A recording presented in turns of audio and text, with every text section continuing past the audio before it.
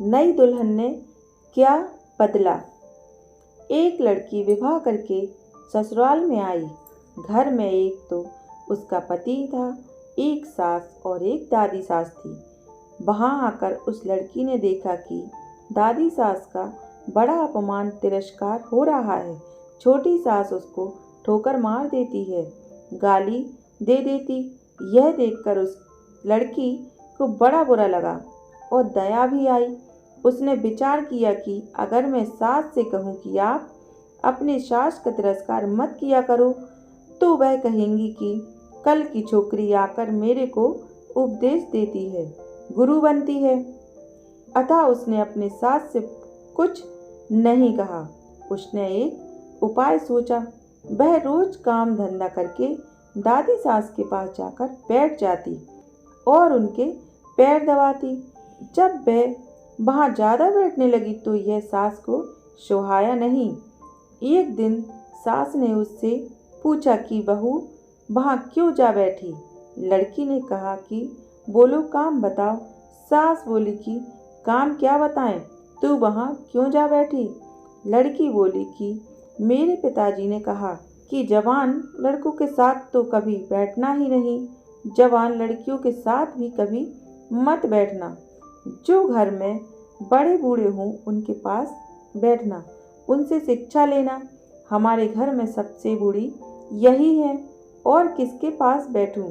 मेरे पिताजी ने कहा था कि वहाँ हमारे घर की रिवाज नहीं चलेगी, वहाँ तो तेरे ससुराल की रिवाज चलेगी।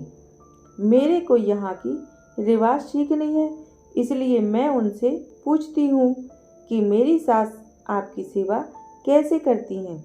सास ने पूछा कि बुढ़िया ने क्या कहा।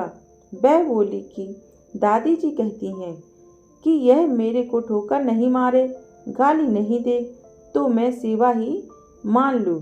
सास बोली कि क्या तू भी ऐसा ही करेगी। वह बोली कि मैं ऐसा नहीं कहती हूँ।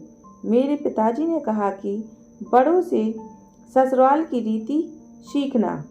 सास डरने लगी कि मैं अपनी सास के साथ जो बर्ताव करूँगी वही बर्ताव मेरे साथ होने लग जाएगा। एक जगह कोने में ठीकरी इकट्ठे पड़ी थी। सास ने पूछा, बहू ये ठीकरी क्यों इकट्ठी की है। लड़की ने कहा, आप दादी को ठीकरी में भोजन दिया करती हो, इसलिए मैंने पहले ही जमा कर ली।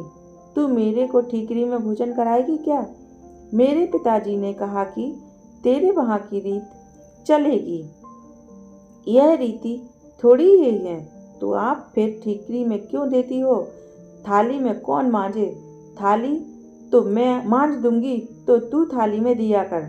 ठीकरी उठाकर बाहर फेंक। अब बूढ़ी माँ जी को थाली में भोजन मिलने लगा।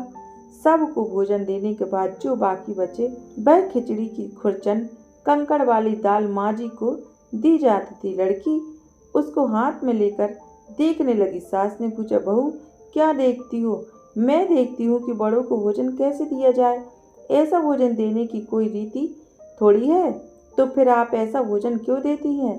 पहले भोजन को कौन दे, आप आज्ञा दो तो मैं दे दूं। तो तू पहले भोजन दे दिया कर। अच्छी बात है। अब बूढ़ी माँ जी को बढ़िया भोजन मिलने लगा।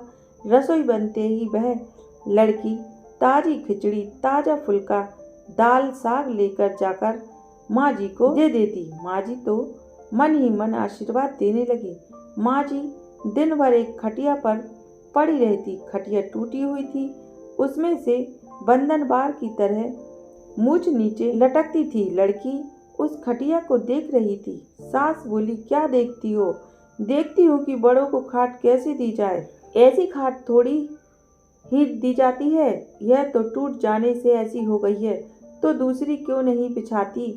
तू बिछा दे दूसरी। आप आज्ञा दो तो दूसरी खाट बिछा दूं। अब माँ जी के लिए निवार की खाट बिछा दी गई। एक दिन कपड़े धोते समय वह लड़की माँ जी के कपड़े देखने लगी। कपड़े छलनी हो रखे थे। सास ने पूछा, क्या देखती हो।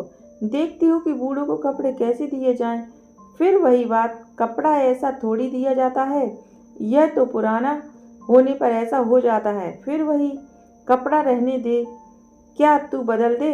अब लड़की ने माँ जी का कपड़ा चादर बिछवाना आदि सब बदल दिया। उसकी चतुराई ने बूढ़ी माँ जी का जीवन सुधार दिया। अगर वह लड़की सास को पूरा उपदेश देती तो क्या वह उसकी बात मान लेती?